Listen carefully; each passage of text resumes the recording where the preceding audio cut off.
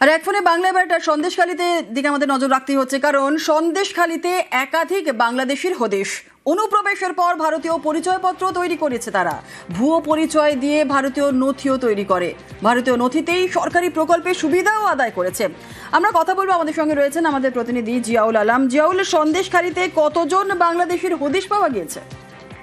দেখো, সন্দেশখালী একাধিক বাংলাদেশির হদিশ পাওয়া গেছে এবং অনুপ্রবেশের পর ভারতীয় পরিচয়পত্র তৈরি, ভুয়ো পরিচয়পত্র দিয়ে ভারতীয় নথি তৈরি, ভারতীয় নথিতেই সরকারি একাধিক প্রকল্পের সুবিধা নিচ্ছেন একাধিক বাংলাদেশি। অর্থাৎ এই যে সন্দেশখালীর বিভিন্ন এলাকা, মূলত 235 নম্বর বুথ এলাকায় কোড়াকাটি গ্রাম পঞ্চায়েতে এখানেই দেখা যাচ্ছে প্রচুর পরিমাণে বাংলাদেশি তারা অবৈধভাবে এসছেন, কেউ নদীপথে পার হয়েছেন, কেউ সীমান্তের কাঁটাতার পেরিয়ে এসছেন, এসে একেবারে বিভিন্ন বাংলা থেকে তারা তামিলনাড়ু বিভিন্ন জায়গায় সেখানে বসবাস। তার পরবর্তীকালে একেবারে এই সন্দেশখালী 235 নম্বর বুথ এলাকায় সেখানে পাকাপাকি বসবাস করছে। একেবারে জিয়াউলের সঙ্গে থাকো, বিএলও কি বলছেন আমরা একবার শুনবো। আমি অলরেডি দুজনকে আইডেন্টিফাই করেছি। একজন এসে বিগত 500 বছর আগে, আর একজনের 2002 এর ডাটা নেই, কিন্তু তার আগে নাকি ছিল, এটা আমি শুনলাম। ফর্ম তো নির্বাচন কমিশনের নির্দেশ অনুযায়ী 2025 লিস্টে যাদের নাম আছে তাদের সবাইকে ডিস্ট্রিবিউট করতে হবে, সে অনুযায়ী সবাইকে ডিস্ট্রিবিউট করা হয়েছে। হ্যাঁ, কমিশনের নির্দেশ আমরা মেনে চলার চেষ্টা করব। আবারও চলে যাব, আমাদের সঙ্গে রয়েছেন আমাদের প্রতিনিধি জিয়াউল। জিয়াউল, এই যে যারা যে বাংলাদেশিরা বসবাস করছিল, এরা ভোটার কার্ড তৈরি করলো কিভাবে? একদম, দেখো, কেউ কাকাকে বাবা সাজালেন, কেউ শ্বশুরকে বাবা সাজালেন, কেউ অন্য আত্মীয়কে বাবা বা অন্যান্য পরিচয় দিয়ে তারা কিন্তু একের পর এক ভোটার কার্ডে নাম তুললেন। শুধু ভোটার কার্ডে নাম তুললেন না, তারা যে ওপার থেকে বাংলাদেশ থেকে এপারে এসেছেন সবটাই পক্ষান্তরে ক্যামেরার সামনে স্বীকার করেন যে তারা সেখান থেকে চোরাপথে এসেছেন এবং এখানে বিভিন্ন মানুষের নাম ভাঙিয়ে সেখান থেকে নাম তুলেছেন ভোটার আইডিতে, এবং তারপরে একাধিক সরকারি সুযোগ সুবিধা সেখান থেকে নিয়েছেন। ফলে তারা এখানেই পাকাপাকি ভাবে বসবাস করছেন এবং তারা এখানেই রয়েছেন। ফলে তাদের যেটা দাবি যে সবটাই তারা কাকা, চাচা বা কাউয়ের নাম একটা ভোটার লিস্টের নাম বাবা ব্যবহার করে তারা কিন্তু এখানে তুলছে এবং তারা পক্ষান্তরে স্বীকারও করছেন। এরকম কিন্তু প্রায় প্রচুর বাংলাদেশি এই মুহূর্তে 273 নম্বর বুথে তারা কিন্তু বসবাস করছেন এবং তারা সব পক্ষান্তরে স্বীকারও করছেন যারা বাংলাদেশ থেকে এপারে এসেছেন এবং অবৈধভাবে এসেছেন, এটাও কিন্তু পক্ষান্তরে স্বীকার করছেন। একেবারে স্থানীয়রা কি বলছেন শুনবো একবার। অবশ্যই চিনি, বাংলাদেশে। এখানে ওই শাহজাহানের ছাত্র শাহ এখানে এসেছে, তারপরে এখানে ভোটার করেছে, ভোটার লিস্ট বানিয়েছে, খাদ্য সুরক্ষার কার্ড করেছে, লক্ষ্মীর ভান্ডার পায়, সবই কিছু পায়, রেশন পর্যন্ত পায় এখানে। ওরকম 5-6 বছর 3-4 জন আছে। আমরা তো আতঙ্কেই আছি, এরা চলে যাক, যেখান থেকে এসে সেখান থেকে চলে যাক।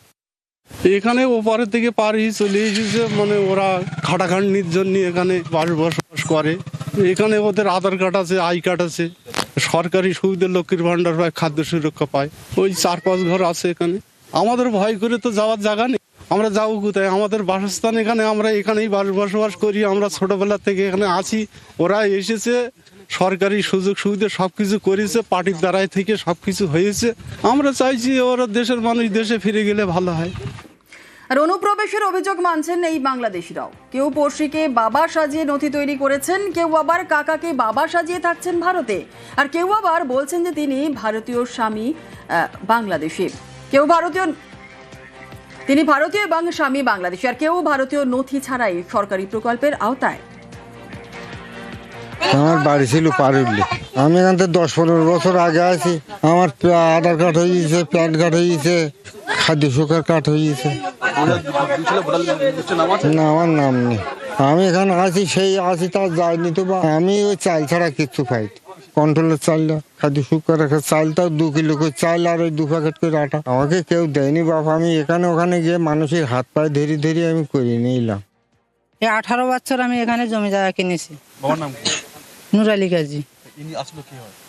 আসলে আমার কাকা হয়। হ্যাঁ, কাকাকে আমি বাবা করেছি। আমি মিথ্যে কথা বলে কাউকে করবো না, কারণ আর ভাগ্যে যেটা আছে সেটা হবে। আমি এখানে মরতেই শিকার, আমার কোনো জায়গায় আচ্ছাড়া নেই। ভিন্ন আমি বাচ্চাগুলো নিয়ে এখানে আমি থাকতে চাই। আমার বাপের বাড়ি ছিল এখানে, ওই তো সামনে আছে আমার বাপের বাড়ি। শ্বশুর বাড়ি বাংলাদেশে গরুহাট, পারুলিয়া। আমি সরকারি খালি পাই লক্ষ্মী ভান্ডারটা আর রেশন।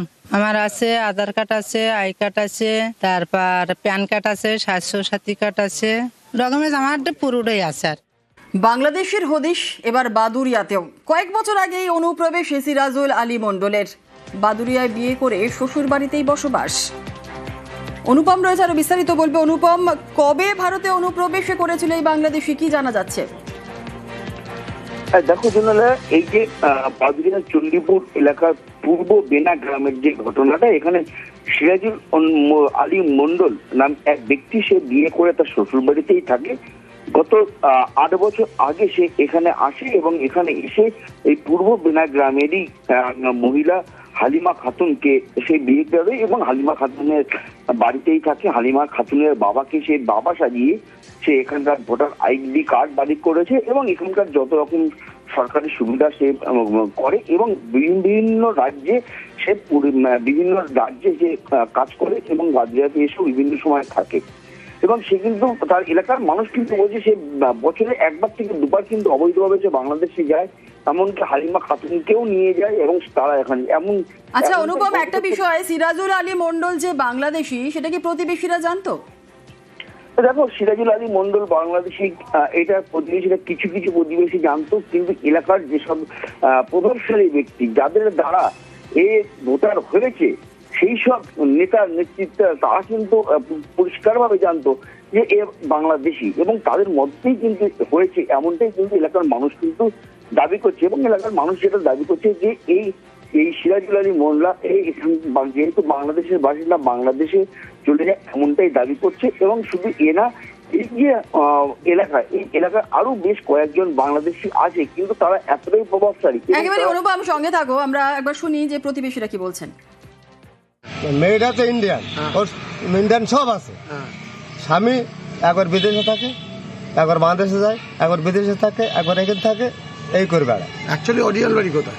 অরিজিনাল বাংলাদেশ হতে পারে, শিওর এটা। আর এর বউ কিন্তু চলে গেছে বাংলাদেশে এর আনতে, একবার 1-2বার গিয়েছে আনতে।